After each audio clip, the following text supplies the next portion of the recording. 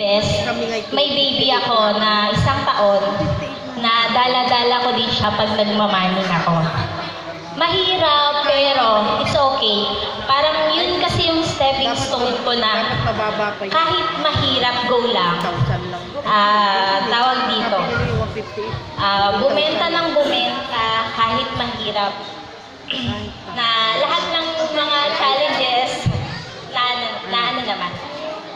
Tapos ngayon, sa group ng Estrella, yun na lang. Pakaiksiin ko na lang. Maganda yung mahaba para mapaiyak kami. Hindi na. Ayun. Okay yung group.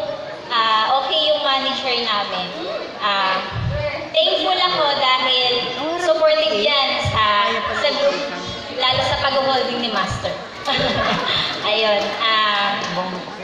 Thankful din ako kay Philin Best kasi lahat ng mga achievement ko na gusto kong mangyari sa buhay ko, lalo sa family ko, unti-unti ko na-achieve yun.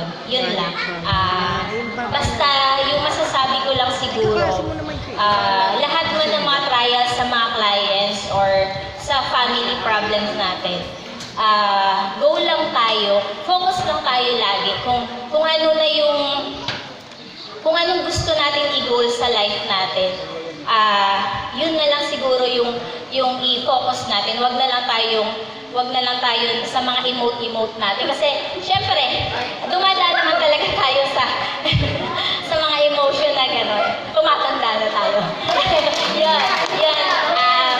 Thank you Philin Best. Thank you sa group ko. Thank you kay Sir Glenn. Na-achieve ko lahat ng mga goal ko sa buhay. Lalo, first time ko sanang mag-Japan. Kaso lang. Bibenta mo na? Ayun. Thank you, Miss Cherry. Yan. Thank you sa lahat, Sir Glenn. Yun. Thank you. Uy, nakapaiyak na sana kami. Thank you, Napaan sana. So, yan. Next time, sana iba naman yung